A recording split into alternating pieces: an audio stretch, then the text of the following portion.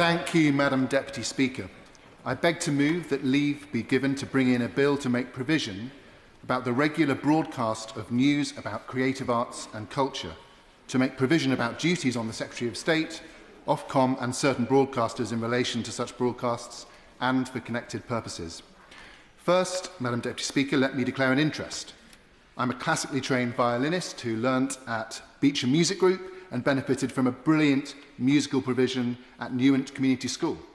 I'm also a guitarist, keyboardist and singer-songwriter who played in rock bands including Eyes of Eden, Never Home Club, 10 Second Star and the New Loafers. And unless you were going to gigs in the late 1990s in Gloucestershire, or you were listening to Radio 1 at one particular moment, on one particular evening, you won't have heard of those bands.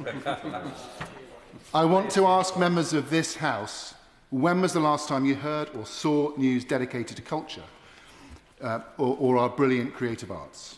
Of course, you will have seen dedicated coverage of a singular creative news story, but what about a bulletin that brings you regular updated coverage of cultural events happening both locally and nationally? Art exhibitions, concerts, orchestras, dance classes, art groups and choirs. So many great events are happening that we just don't hear about, due in part to irregular and fragmented news coverage.